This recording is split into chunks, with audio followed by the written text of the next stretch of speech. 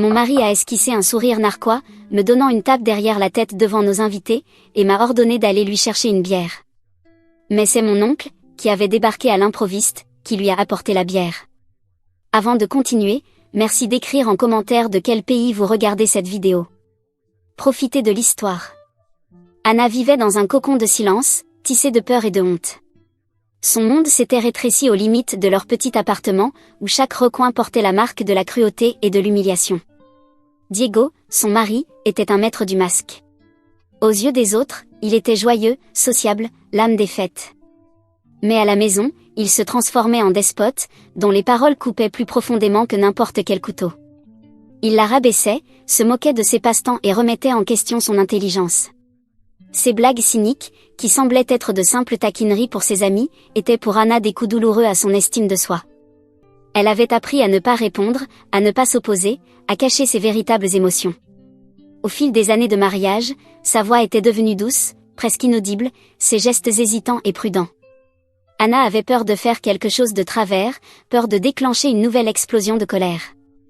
Elle vivait dans une tension constante, comme si elle évoluait sur un champ de mine, où un seul faux pas, un mot ou un geste, pouvait tout faire exploser.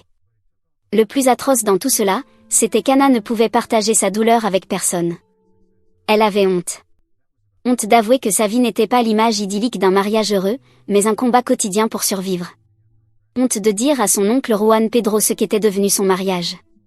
Ancien militaire, il avait toujours été pour elle l'incarnation de la force et du courage.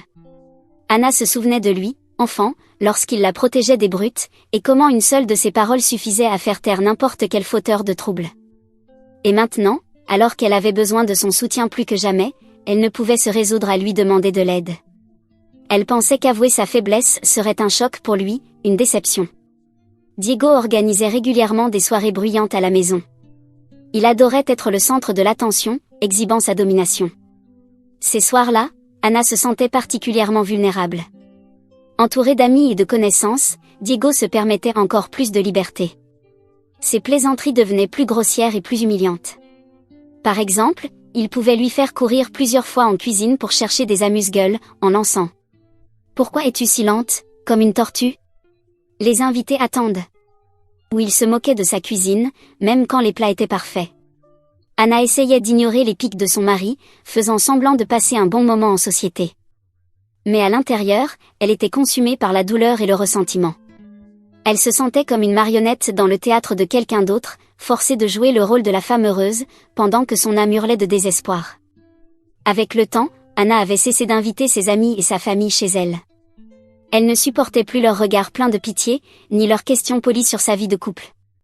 Elle craignait que quelqu'un ne remarque son état réprimé, que quelqu'un ne cherche à découvrir la vérité. Il semblait plus facile de s'isoler de tous plutôt que de risquer d'être démasquée. Ainsi, Anna se retrouva totalement isolée. Son monde se réduisit aux murs de l'appartement. Ses interactions se limitaient à quelques échanges brefs avec son mari et à de rares appels téléphoniques avec sa famille. Elle se replia de plus en plus sur elle-même, dans ses pensées, ses émotions. Elle cherchait du réconfort dans les livres, la broderie, ou les promenades dans le parc. Mais rien ne lui apportait un véritable soulagement. La sensation d'être piégée devenait chaque jour plus forte. Anna savait que les choses ne pouvaient pas continuer ainsi, qu'elle devait changer quelque chose dans sa vie. Mais la peur paralysait sa volonté. Elle avait peur de l'inconnu, peur de se retrouver seule, peur de la colère de Diego. Anna repensait souvent à sa vie d'avant le mariage. Elle avait été une jeune femme joyeuse, extravertie, pleine de confiance, avec des rêves et des projets pour l'avenir. Mais tout cela avait disparu. Son mariage avec Diego l'avait vidée, la transformant en l'ombre d'elle-même. Parfois, dans des moments de désespoir, Anna pensait que la seule issue était de fuir, n'importe où, juste pour recommencer. Mais elle écartait rapidement ses pensées. Où irait-elle ? Elle n'avait ni argent, ni travail, ni soutien. Et en plus, la culpabilité envers sa famille la hantrait. Comment réagirait-il à sa décision ? Que diraient les voisins, les connaissances ? Anna se sentait enfermée dans une cage sans issue. Elle savait que si elle ne réagissait pas, sa vie deviendrait une succession sans fin de jours gris et sans joie. Elle devait trouver la force de briser ce cercle vicieux. Mais comment ? Où pouvait-elle trouver cette force ? Chaque jour ressemblait au précédent, se réveiller, préparer le petit déjeuner, faire le ménage, cuisiner, attendre que son mari rentre du travail. Et chaque soir, Anna vivait dans la peur, anticipant une nouvelle mauvaise humeur de Diego. Elle avait appris à lire son état d'esprit dans les moindres signes, l'expression de son visage, le ton de sa voix, la façon dont il posait sa bouteille de bière sur la table. Anna comprit que sa vie n'était pas une vie, mais une simple survie. Elle rêvait d'autre chose, d'amour, de bonheur, de liberté. Mais pour l'instant, tout cela lui semblait hors d'atteinte. Alors elle continuait à vivre dans le silence, espérant un miracle qui, un jour, viendrait. Mais aucun miracle ne vint. Et Anna comprit que si elle ne reprenait pas le contrôle de sa vie, personne ne viendrait l'aider. Un autre vendredi soir, dans leur appartement en périphérie de la ville, ressemblait à tous les autres. Des invités, des bavardages bruyants, l'odeur de bière bon marché et de fumée de cigarettes. Diego, comme toujours, trônait au centre de l'attention, enchaînant ses blagues grossières, pleines d'un sarcasme venimeux dirigé contre Anna. Elle essayait de rester invisible, de se fondre dans le décor. Mais c'était inutile. Son destin était d'être la cible de ses moqueries, une cible vivante pour les plaisanteries de Diego. Anna remplissait mécaniquement les verres des invités, ramassait les assiettes vides, en évitant soigneusement le regard de Diego.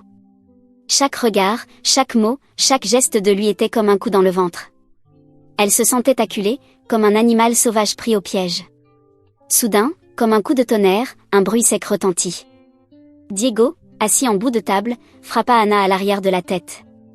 Pas fort, plutôt pour impressionner, pour faire une démonstration. Elle est tout, la bière, grogna-t-il, sans quitter ses amis des yeux. Faut que j'aille la chercher moi-même? À cet instant, quelque chose se brisa en Anna.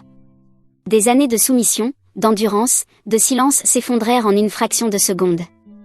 Elle ne bougea pas. Elle resta figée, tenant une bouteille vide, incapable de prononcer un mot. Sa tête bourdonnait, sa vision s'assombrissait, et devant ses yeux apparut l'image de son oncle, Juan Pedro Stern. Réservé, mais toujours juste et fiable. Elle se rappela son enfance, quand il la protégeait de tout mal, quand sa parole faisait loi, quand sa seule présence garantissait la sécurité. Un souvenir vif revint, la petite Anna, terrorisée par le chien furieux d'un voisin, se cachant derrière les jambes de son oncle. Juan Pedro, sans un mot, chassa le chien d'un simple regard sévère. À cette époque, dans son enfance, elle se sentait complètement protégée. Alors pourquoi maintenant, alors qu'elle avait un besoin désespéré de protection, restait-elle silencieuse? Pourquoi n'avait-elle pas contacté son oncle plus tôt? La honte. Une honte collante, étouffante, paralysait sa volonté. Honte d'avoir laissé tout cela arriver. Honte de ne pas avoir su se défendre. Honte d'être faible et impuissante. Elle craignait que si son oncle apprenait la vérité, il soit déçu d'elle. Qu'il ne voie pas la femme heureuse et épanouie qu'elle s'efforçait de montrer, mais une femme pitoyable, brisée, vivant dans la peur constante. Et pourtant, malgré la honte, au fond d'elle subsistait un espoir. L'espoir que son oncle, comme toujours, viendrait à son secours. Récemment, rassemblant son courage, elle lui avait envoyé un message. Court, hésitant, rempli de vérités non dites. Mais elle lui avait parlé de sa vie avec Diego. De sa cruauté, de ses humiliations. Elle n'avait pas demandé de l'aide directement. Elle avait seulement laissé entendre qu'elle était en grande détresse. Elle savait que les chances étaient minces. Son oncle vivait loin, avec ses propres préoccupations, et son message pouvait se perdre dans le flot du quotidien. Mais elle espérait. L'espoir était tout ce qui lui restait. Debout, sous les regards perçants des invités et le regard menaçant de Diego, elle se rappela vivement ce message. Elle se souvenait combien elle avait hésité à appuyer sur « envoyer », combien ses mains tremblaient. Elle se souvenait avoir prié Dieu pour que son oncle le reçoive et comprenne qu'elle avait besoin d'aide. Elle avait écrit « Théo, je lutte tellement. Je ne sais plus comment continuer. J'ai l'impression de me noyer. » C'était tout ce qu'elle avait pu formuler. La peur était trop grande, la honte trop lourde. Et puis, juste au moment où Diego levait de nouveau la main pour la frapper, la sonnette retentit. Un son sec, inattendu, qui traversa la pièce comme un coup de feu. Tout le monde se figea. Diego fronça les sourcils, agacé. « C'est qui encore, à cette heure-là » grogna-t-il, en se dirigeant vers la porte. Anna restait immobile, paralysée.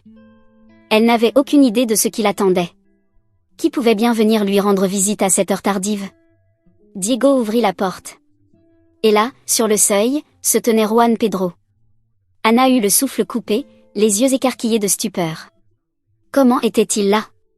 Était-ce vraiment lui? Juan Pedro, grand et imposant dans son allure militaire, observa calmement la pièce. Ses yeux d'acier gris perçants saisirent la scène avec une clarté implacable. Il comprit immédiatement la peur dans les yeux de sa nièce, la malveillance sur le visage de son neveu par alliance, et le silence gêné des invités. Il n'y avait ni surprise ni jugement dans son regard, seulement une détermination résolue et une confiance inébranlable. À cet instant, le temps sembla suspendu. Tous les regards se tournèrent vers Juan Pedro. Diego, pris de court, resta figé, sans voix. Les invités retinrent leur souffle, suivant le déroulement du drame. Anna regardait son oncle, les larmes coulant sur son visage, des larmes de soulagement, d'espoir, de gratitude. Elle savait que désormais tout irait bien. Elle n'était plus seule. Son oncle était venu la protéger. Juan Pedro entra dans l'appartement comme s'il pénétrait en territoire inconnu, bien qu'il y soit déjà venu. Mais cette fois, tout semblait étranger, saturé de tension et d'un silence oppressant. Il balaya lentement la pièce du regard, pleine de visages figés dans des postures artificielles. Les invités, qui riaient et faisaient teinter leur verre quelques instants plus tôt, étaient à présent pétrifiés, observant la scène. Leurs yeux mêlaient curiosité, malaise et peut-être même peur. Personne n'osait rompre le silence pesant. Le regard de Juan Pedro s'attarda sur Anna.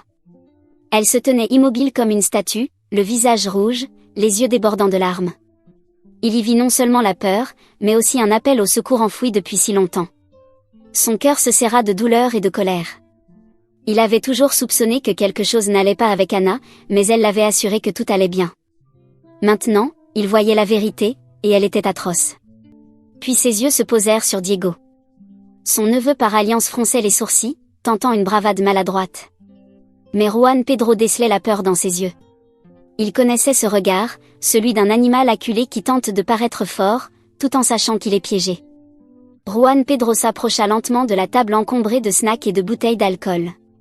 Il prit une bouteille de bière, celle-là même qui avait déclenché le conflit. Sans hâte, il se tourna vers Diego. Ses mouvements étaient calmes, sans aucune agressivité, et pourtant sa maîtrise était plus intimidante qu'un cri. Il posa la bouteille devant Diego, s'assurant qu'elle ne puisse être ignorée, puis le fixa droit dans les yeux. Le regard de Juan Pedro était stable, perçant comme de l'acier. Il n'y avait ni colère ni haine, seulement une résolution claire et une volonté de protéger sa nièce à tout prix. Diego tenta de sauver la face. Il esquissa un sourire, mais ce n'était qu'un rictus nerveux.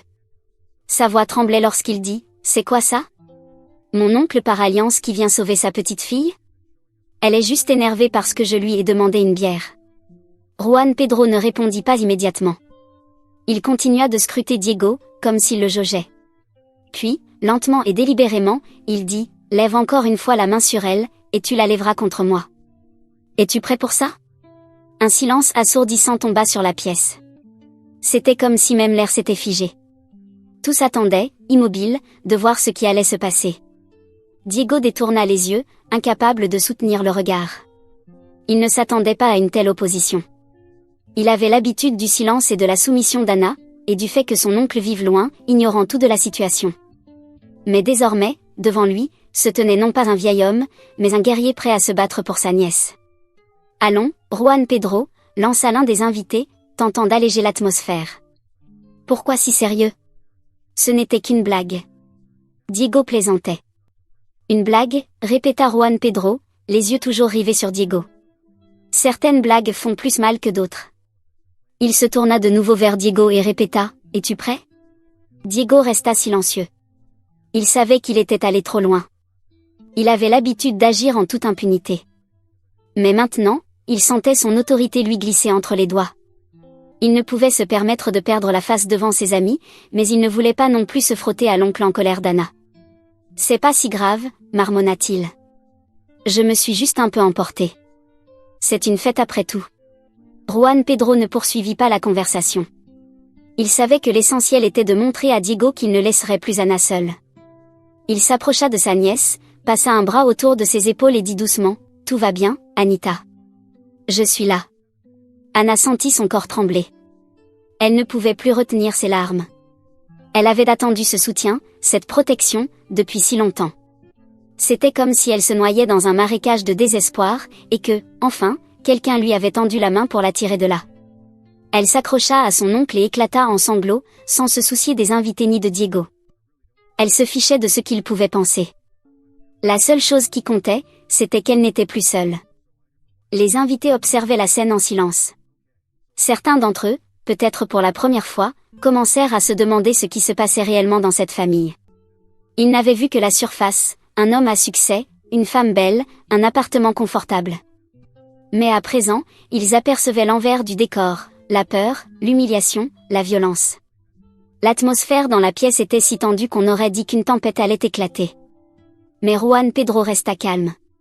Il savait que la clé était de garder le contrôle de la situation. Il guida doucement Anna à l'écart des invités. « Viens, ma nièce, dit-il. Nous devons parler. » Il l'emmena dans une autre pièce, laissant Diego et ses amis désorientés. Il savait que cette soirée serait un tournant dans la vie d'Anna. Il savait qu'elle devait faire un choix difficile, mais il était certain qu'elle en serait capable. Seul avec Anna dans l'autre pièce, Juan Pedro la fit asseoir sur le canapé. Il lui prit la main, son geste chaleureux et rassurant. « Anna, commença-t-il doucement, je sais tout. Tu n'as plus à endurer cela. » Anna resta silencieuse, la tête baissée, les larmes continuant de couler sur ses joues. Elle avait honte. Honte d'être restée silencieuse si longtemps. Honte d'avoir laissé Diego la traiter ainsi. Honte de paraître si brisée devant son oncle. « Théo » murmura-t-elle. « J'ai tellement honte, je ne voulais pas que tu me vois comme ça. » Juan Pedro la serra contre lui. « Petite sotte, dit-il, tu n'as pas à avoir honte. Ce n'est pas ta faute. C'est lui qui a tort de te traiter ainsi. » Anna ne trouvait pas les mots. « J'avais peur, peur que tu sois déçue de moi, peur que tu ne comprennes pas, Anna, je suis ton oncle, répondit Juan Pedro. Je t'aimerai et je te comprendrai toujours, quoi qu'il arrive. » Il s'arrêta, laissant à Anna le temps de se calmer, puis reprit, tu dois le quitter, Anna. Tu ne peux plus vivre dans cette peur. Elle te détruira. Anna leva les yeux vers lui, ses yeux rouges de larmes. Mais où vais-je aller, demanda-t-elle. Je n'ai personne. Tu m'as moi, dit Juan Pedro. Tu peux venir chez moi. Il y aura toujours une place pour toi dans ma maison. On trouvera une solution, on te trouvera un travail, on t'aidera à commencer une nouvelle vie. Anna regarda son oncle. Dans ses yeux, elle vit tant d'amour et de soutien qu'un poids se leva de son cœur. Elle comprit qu'elle n'était pas seule, qu'elle avait quelqu'un qui serait toujours là pour l'aider et la protéger. « Merci, Théo » murmura-t-elle. « Merci pour tout. »« Ne me remercie pas, ma nièce » répondit Juan Pedro. « Je suis ton oncle. C'est mon devoir. » Il la serra encore une fois dans ses bras et dit « Je reviendrai te chercher demain. Prépare tes affaires, Anna. » Le lendemain matin, Anna se réveilla avec un sentiment qu'elle n'avait pas connu depuis une éternité. Ce n'était pas un soulagement après une douleur intense, mais plutôt l'anticipation d'un nouveau jour rempli de possibilités. Pas de peur. La lumière du soleil filtrant à travers les rideaux mal tirés ne lui sembla pas aussi agressive que d'habitude. Avant, elle ne faisait que souligner la laideur de l'appartement et sa propre impuissance. À présent, elle ressemblait à un rayon d'espoir perçant les ténèbres. Diego dormait à côté d'elle, recroquevillé et marmonnant dans son sommeil. D'habitude, Anna faisait tout pour ne pas le réveiller, craignant que le déranger ne déclenche une nouvelle crise. Mais aujourd'hui, sa peur s'était dissipée. Elle sortit du lit et marcha jusqu'à la fenêtre. Elle n'avait pas de plan précis, seulement une volonté ferme, partir. Partir maintenant. Tout ce qui s'était passé la veille semblait irréel, mais la présence de son oncle dans la pièce d'Ax en grave côté était une preuve tangible que c'était bien réel. Il était là pour la protéger, pour l'aider à s'échapper de ce bourbier. Anna ouvrit l'armoire et commença à faire ses bagages. Pas de cris, pas de larmes, juste un travail silencieux et concentré. Elle emballa l'essentiel, des vêtements, des photos, quelques livres qu'elle aimait relire. Ces livres avaient été son refuge, une porte vers un monde sans humiliation ni peur. Elle évita de regarder les objets qu'elle et Diego avaient achetés ensemble, ces choses censées symboliser une vie de famille heureuse. Ils lui semblaient maintenant étrangers, souillés par le mensonge et l'hypocrisie. Elle les laissa derrière elle dans l'appartement, comme des déchets inutiles, un rappel d'un passé qu'elle voulait effacer à jamais. Juan Pedro entra dans la pièce. Il resta dans l'embrasure de la porte, la regardant, les yeux remplis de fierté et de compassion. Sans un mot, il s'avança et prit une chemise pliée dans ses mains. « Laisse-moi t'aider » dit-il doucement. Ils firent les valises en silence, chacun absorbé dans ses pensées. À chaque vêtement rangé, Anna sentait sa détermination grandir. Elle ne craignait plus l'avenir, elle l'attendait avec impatience. Quand la valise fut prête, Anna s'approcha de la coiffeuse et ouvrit sa boîte à bijoux. La plupart des pièces étaient des cadeaux de Diego, chers, mais vides de sens. Elle n'en prit qu'un, une vieille chaîne en argent que sa mère lui avait offerte pour ses 16 ans. Cette chaîne symbolisait l'amour et la protection, le lien avec sa famille. Elle la passa autour de son cou et se regarda dans le miroir. Dans son reflet, elle ne vit pas la femme soumise et effrayée qui avait vécu ici toutes ces années, mais une femme forte, confiante, prête à recommencer. Lorsqu'ils quittèrent la pièce, Diego dormait encore. Anna s'arrêta sur le seuil et le regarda. Il n'y avait rien dans son visage qui puisse susciter de la pitié ou de la compassion. Seulement de l'indifférence et de la fatigue. Elle se détourna et quitta l'appartement sans dire un mot. Son oncle la suivit, portant sa valise. Un taxi les attendait dehors. Ils montèrent et prirent la direction de la gare. Durant tout le trajet, Anna resta silencieuse, regardant les paysages défiler par la fenêtre. Elle disait adieu à son passé, à une vie de douleur et d'humiliation. À la gare, ils achetèrent des billets pour une ville où vivait Juan Pedro. Anna s'assit près de la fenêtre et s'adossa à son siège. Elle était fatiguée, mais c'était une fatigue agréable, celle qui vient après un long travail difficile. Lorsque le train démarra, Anna regarda les immeubles de la ville s'éloigner, les rues familières disparaître. Elle sentait le poids du passé tomber de ses épaules, les chaînes de la peur et de la honte se briser. Les roues du train cliquetaient de manière rythmée, l'emportant loin de son passé, vers une vie nouvelle et libre. Anna ferma les yeux et imagina son avenir. Elle se voyait forte, indépendante, maîtresse de son destin. Elle se voyait heureuse. À cet instant, elle sentit la main de son oncle se poser sur la sienne. Elle ouvrit les yeux et le regarda. Dans ses yeux, elle vit l'amour et le soutien. « Tout ira bien, ma nièce, dit-il doucement. Anna sourit et serra sa main fort. Elle savait qu'il disait la vérité. Elle savait qu'elle n'était plus seule. Elle avait sa famille. Elle avait l'amour. Elle avait l'espoir. Et c'était tout ce dont elle avait besoin pour recommencer. Le train poursuivait sa route, emportant Anna vers une nouvelle vie, libérée de la peur et de l'humiliation, une vie où elle pouvait être elle-même, une vie où elle pouvait être heureuse, une vie qu'elle méritait.